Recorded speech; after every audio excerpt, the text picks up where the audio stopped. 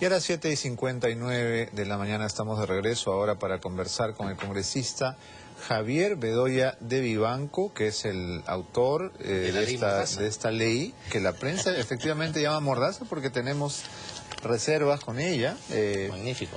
Da la sensación, señor Bedoya, que esta ley es una especie de sacada de clavo o de revancha por la famosa frase que trajo abajo la campaña de Lourdes Flores.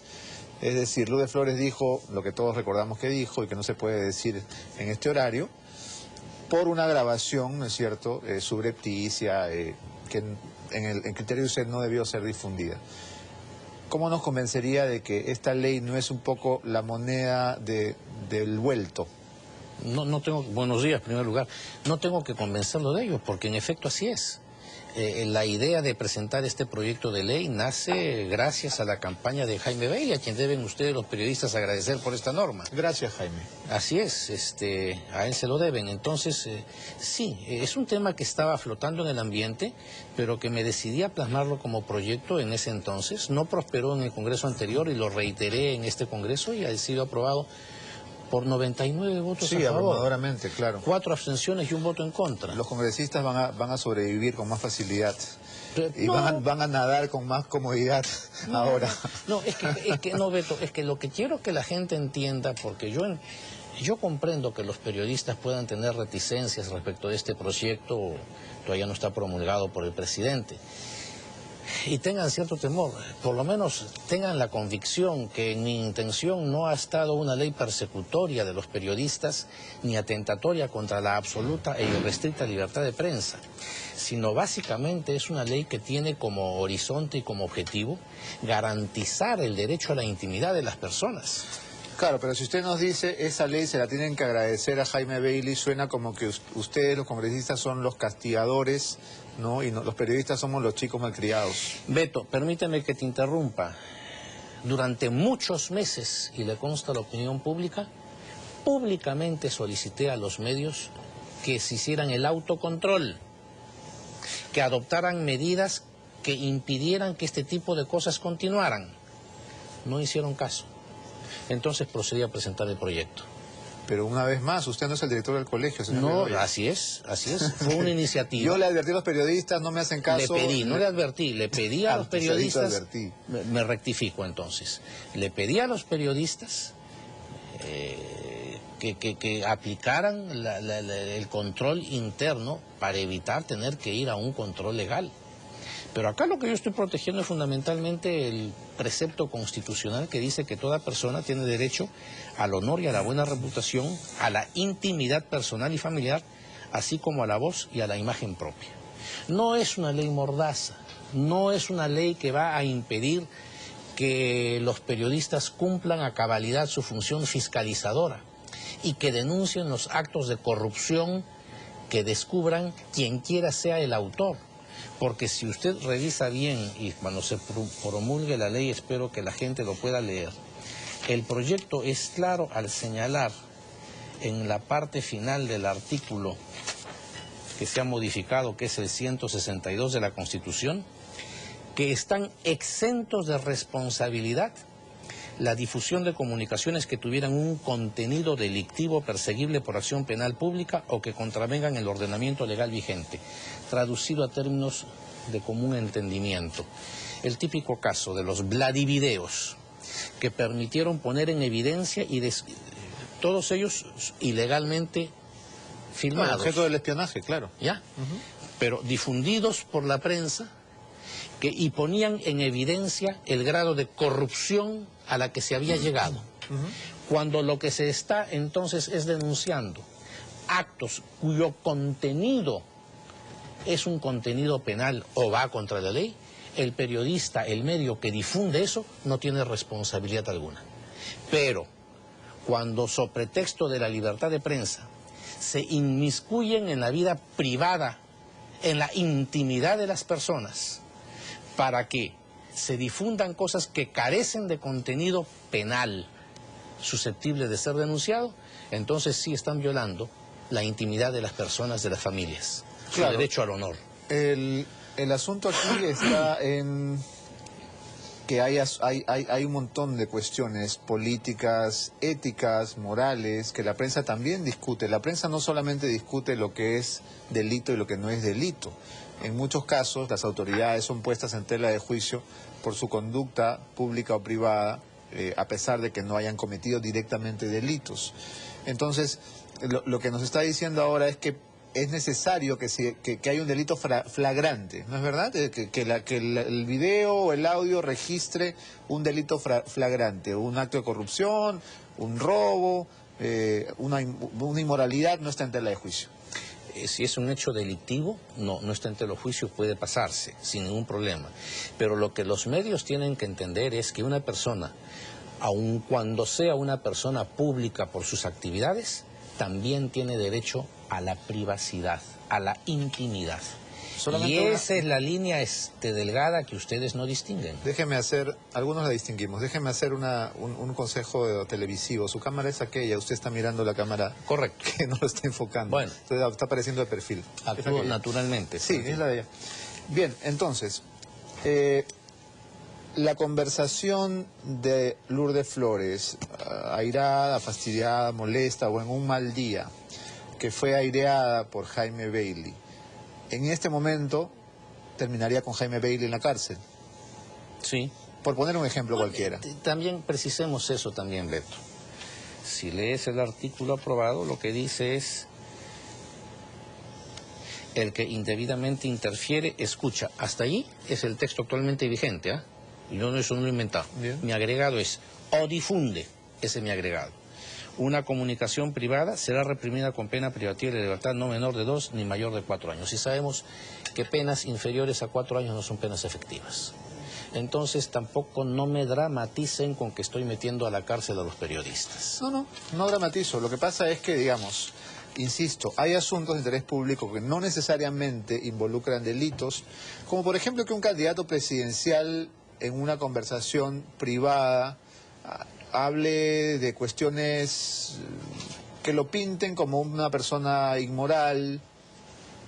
¿No es relevante? Tendrá que analizarse, Beto, en cada caso. Y por eso yo pongo el juicio de qué es susceptible de pasarse y qué pasa la línea de lo permitido en manos del Poder Judicial. No es que aquí automáticamente porque el canal tal o el periodista cual publicó o difundió tal, cualquier cosa, investigación que haya hecho, al día siguiente está enjuiciado. No.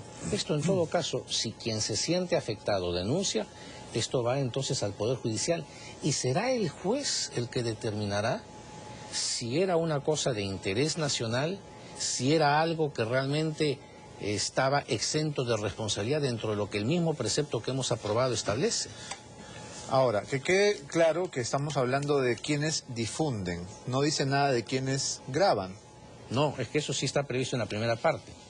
Porque, digamos, el que indebidamente interfiere para grabar, tú tienes que interferir. Usted sabe que todos los medios. últimos gobiernos han chuponeado los teléfonos y a usted le debe constar, como nos constan los periodistas. Pero yo estoy hablando... ¿A quién metemos preso en ese caso? Veamos, pues. Estoy diciendo el que indebidamente interfiere, porque hay chuponeos que son legales. Hay chuponeos que derivan de un mandato judicial, de una autorización judicial. Son los menos, ¿no? Son los menos, así es. Lo que se difunde normalmente en los medios son los que se hace a través de medios ilegales, ¿verdad? Entonces ahí el que chuponea, claro que está penado. No estamos viendo el caso de BTR, que están siendo juzgados todos los que están involucrados en ese asunto. Ahora, creo que los políticos deberían preocuparse menos que las figuras del espectáculo, porque quienes están en escrutinio permanente y en seguimiento son las figuras del espectáculo. ¿Qué va a pasar con el programa de Magali Medina luego de esta ley? ¿Va a tener que cerrar el kiosco? Es probable. Porque entonces todos los ampais, todos los videos encubiertos, ¿no es cierto?, en las puertas de los hostales, en los centros de juerga, ya no van a existir. Bueno, es que yo lo lamento por ella si se ve afectado su programa, pero creo que aún que las personas a las que graban subrepticiamente sean, como ella dice, jugadorazos o jugadorazas. Usted la ve, ¿eh? De vez en cuando, tengo que estar atento a todo. Okay. ¿Verdad? Obviamente, también tienen derecho a la intimidad. Tienen derecho a jugar. Bueno, ya eso es cuestión Sí, de ellos. claro. No tienen derecho a la intimidad y que nadie se mete en su vida. Claro, lo que pasa es que esto ha sido incluso alentado, ¿no? Digamos, para que cualquier persona con su teléfono, con su BlackBerry, se convierta en un urraco, como se dice en ese programa. Entonces, la persona que emite ese video del futbolista entrando al bar o de la vedette entrando al hotel, también se va a la cárcel. Eso tendrá que ser pues sí, es una cosa. Oye, si tú vas con tu equipo periodístico y de repente ves a un político que está enrumbándose a tal sitio y se encuentra con otro político, y entonces es evidente que se trata de una reunión política y puede ser de interés a la opinión pública, etcétera, etcétera, y se le filma, ahí no. Tiene que analizarse caso por caso. No es que haya una forma. Por eso es que esto se remite al Poder Judicial. No, claro, en donde lo que pasa es que a veces las juezas juegan sudoku, pues. Bueno, pero para eso hay instancias, superiores que pueden revocar el fallo equivocado o malintencionado de un juez de primera instancia. Y para eso también habrá la jurisprudencia que irá perfilando los alcances y los límites de esta propia ley. En consecuencia, mire, yo creo que el suelo está parejo. Claro, que sienten los periodistas que se le pone en alguna medida un corsé, sí, pues, es en beneficio de 30 millones de peruanos que tienen derecho a la intimidad. Ahora, ese es el sentido de mi ley. En estos tiempos y con el auge de Internet, va a ser también bastante difícil controlar esto, ¿no? Sí. Porque, digamos, el audio de una conversación privada o el video de íntimo puede ser puesto en YouTube, puede ser puesto en una página web, igual es difundido ampliamente y usted nunca sabe quién lo puso. Es verdad. No es una... la tecnología avanza tan aceleradamente. Hoy en día tenemos mecanismos de comunicación que inclusive... hace unos años, Beto, se hablaba de Twitter, se hablaba de Facebook, se hablaba de Internet. No, son cosas que se han producido... rápidamente han evolucionado en la tecnología de la comunicación en los últimos 10 años, 15 años. Entonces yo tengo que comprender que en los próximos 10 o 15 años van a aparecer otros sistemas más modernos y sofisticados que los actuales, y por eso es que la ley se procura dar en términos generales, porque el encabezado del artículo del código actualmente vigente estaba precisamente dirigido a la interceptación telefónica. Y lo que hemos dado ahora es interferencia y difusión de comunicaciones privadas, con lo cual hemos abierto el espectro. Porque ya no solamente los teléfonos son los únicos medios de comunicación. Los correos electrónicos, así etcétera. Es. Y en el futuro habrán otros más que hoy en día no imaginamos. Bien, la ley ya ha sido aprobada en el Congreso por unanimidad, falta nomás... No, por 99 votos, 4 abstenciones y 1 en contra. 99 es por lo casi menos todos. Todas las bancadas estuvieron entre ellos. Bueno, ahora viene el cargamontón de los medios haciendo lobby con el Ejecutivo. ¿A qué medios se refiere? Yo no hago ningún lobby con ningún miembro del Ejecutivo. Yo soy parte de los medios. Es parte de los medios, tampoco... Dice, los medios, cuénteme quiénes. No se considere tampoco... Uy, se han estado visitando cuando se presentó el proyecto al presidente del Congreso. ¿En serio? Sí. ¿Pero qué? ¿Dueños de medios? Sí, exactamente, los dueños de los medios, sí. No lo sabía.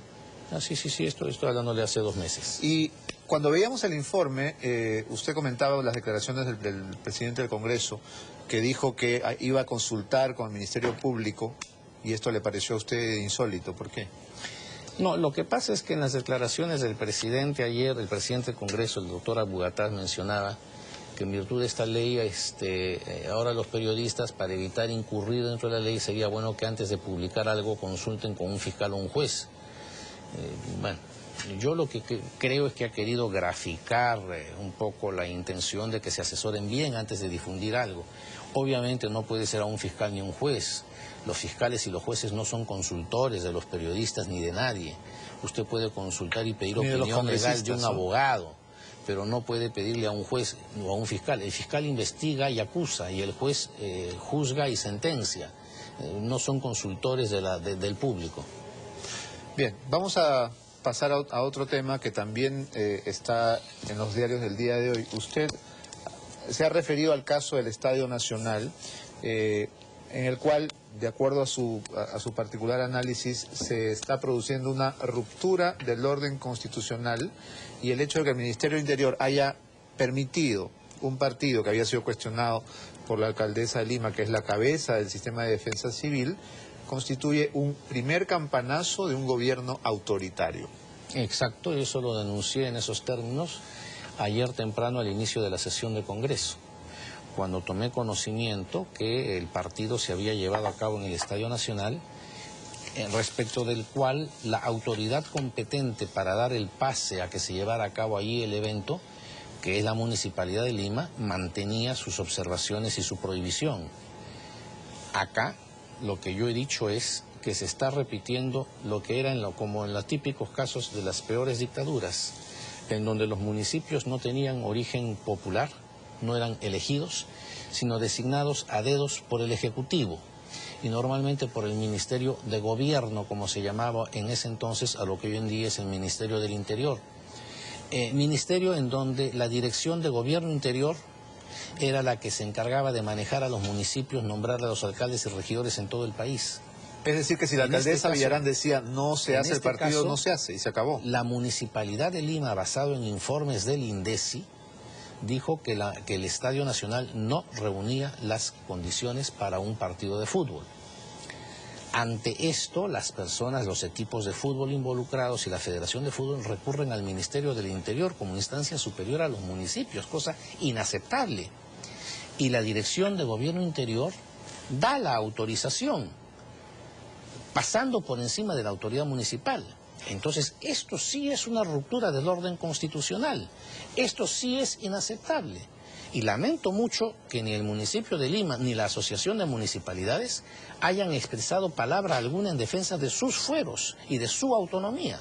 Yo sí levanto en defensa del orden jurídico y en defensa de la autonomía municipal mi voz de protesta. Debo decir también, Beto, en honor a la verdad, que a raíz de esta denuncia que formulé al inicio de la sesión el día de ayer, fue al Congreso el señor ministro del Interior, a quien no tenía el gusto de conocer, y pidió conversar conmigo.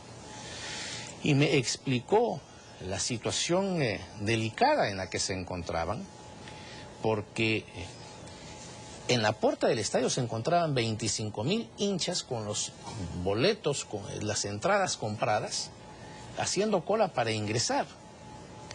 Y la municipalidad mantenía su negativa. Entonces es el Ministerio del Interior que convoca a la gente del INDECI, Defensa Civil, van a hacer una nueva inspección al estadio y verifican que sí estaba en condiciones, sobre todo para llevar a cabo un partido en horas de día, porque parte de las observaciones estaban referidas a la iluminación y algunos reflectores, y como el partido iba a ser en horas diurnas, o sea, con luz natural, no se requería de la iluminación artificial de los reflectores, y entonces dieron el pase en virtud de eso y para evitar un grave problema social que se hubiera producido si es que a las 3 o 4 de la tarde, a las 25.000 almas que habían allá afuera, y sobre todo muchos de ellos, inclusive hinchas venidos de este Chiclayo, se les decía el partido no se lleva a cabo. Entonces tuvieron que tomar sobre la marcha decisiones. Y a esto yo le contesté al ministro que comprendía las razones que me daba, pero que creo que estas decisiones no pueden quedar libradas para el último momento. Esto tiene que tomarse con algunos días de anticipación para evitar que se vuelvan a presentar estas cosas. Entonces se ha desconocido la autoridad de la alcaldesa. Sí, la autoridad municipal, porque no es la alcaldesa, sino es el departamento correspondiente, no sé cómo se denomina, el que en base al informe del INDECI, ante el municipio, dio un informe negativo y negaron que el Estadio Nacional fuera utilizado para este evento deportivo. Sí, y me alegro haberlo denunciado, Beto, porque por mucho que la gente del Ministerio de Interior, como creo que ha sido, ha actuado con buena fe y con buenas intenciones, tratando de evitar una trifulca tremenda en las afueras del estadio si es que se negaba el evento, creo que deben también quedar notificadas que no pueden pasar por encima de lo que son las atribuciones de otro órgano del Estado, en este caso las municipalidades. Bien. Tienen que respetar. Temprano hemos conversado con el ciudadano que ha presentado ante el despacho del presidente de la República la única solicitud que se conoce de indulto humanitario para el presidente o expresidente Alberto Fujimori. ¿Cuál es su posición personal sobre este tema? Estos son casos que tienen que verse individualmente, Beto. Y creo que la tónica que se ha impuesto me parece acertada. Primero, tiene que ser un pedido que provenga del ámbito familiar o del propio interesado. Segundo, tiene que sustentarse en razones de carácter humanitaria o por razones de enfermedad de grave estado y avance. En atención a esas consideraciones, sí cabe un indulto, sí cabe esa gracia presidencial, porque esa es una atribución del presidente de la República, no es un asunto que, por ejemplo, pasa por el Parlamento, esto no requiere de ley, es una gracia, una atribución que la Constitución consagra a favor del presidente de la República. Y él es el único que tendrá que tomar la decisión, no sé si consultará seguramente con el Consejo de Ministros, pero si se dan las condiciones yo no tengo inconveniente que se dé el indulto. ¿Usted no saldría a protestar si esto ocurre? No, si se sustenten las razones que he expuesto, no saldría a protestar. Últimamente a la mayoría de políticos que pasan por este programa les hago la misma pregunta y casi todos están a favor, ¿no?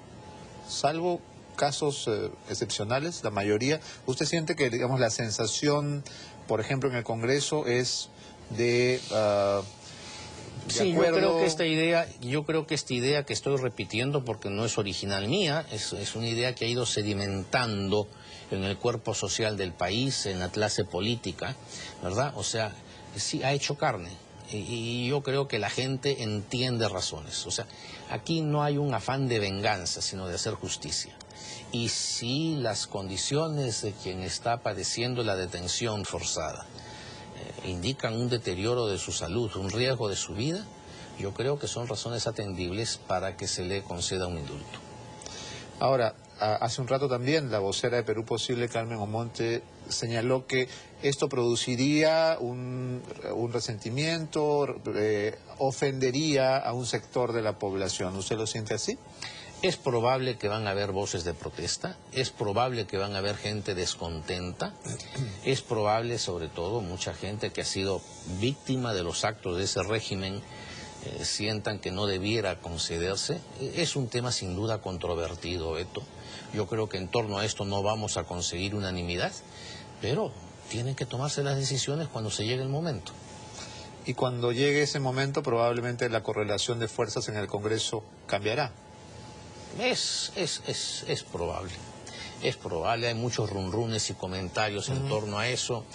Ayer, graciosamente, cuando en las votaciones coincidían los votos del fujimorismo con los votos del gobierno, alguien graciosamente en su laptop había llevado grabada la marcha nupcial y entonces la ponía a todo volumen. ¿En el Congreso? En el Congreso, anoche, sí. Entonces, en medio de pleno hemiciclo, se producía una votación en que confluían las dos colectividades y entonces se escuchaba la marcha nupcial. Celebrando una nueva un nuevo matrimonio. Así es, un nuevo entendimiento político. Increíble, ¿no? ¿Quién lo hubiera dicho? Bueno, yo siempre he sostenido, tampoco no es que lo diga ahora, Beto, yo creo que hubo algo similar entre el fujimorismo y el gobierno aprista en el quinquenio pasado. En todo lo medular, el fujimorismo apoyó permanentemente al gobierno de Alan García y no solamente al señor Alberto Fujimori se le dieron adecuadas, no digo privilegios, sino adecuado tratamiento carcelario, sino además, y lo estamos viendo hoy en día, algunos parlamentarios que tenían pedido de la Corte Suprema para que se les levante el fuero parlamentario y ser sometidos al Poder Judicial, son trámites que no prosperaron, que no se dieron curso. Así como existe este run que usted ha mencionado del acercamiento entre la bancada fujimorista y el gobierno, también el tema del indulto navideño es un poderoso rumor. No, es el indulto del cual hemos hablado. Los rumores son que son antes de Navidad, o sea, ya, en los próximos días. Sí. ¿Usted también lo ha escuchado? Sí, claro. Pero ¿cuál será el origen de estos rumores? Porque todos hablamos del tema, pero no sabemos de dónde viene. Bueno, mis fuentes, Beto, son fuentes dentro del hemiciclo, dentro del mundo político, dentro de los parlamentarios, en consecuencia...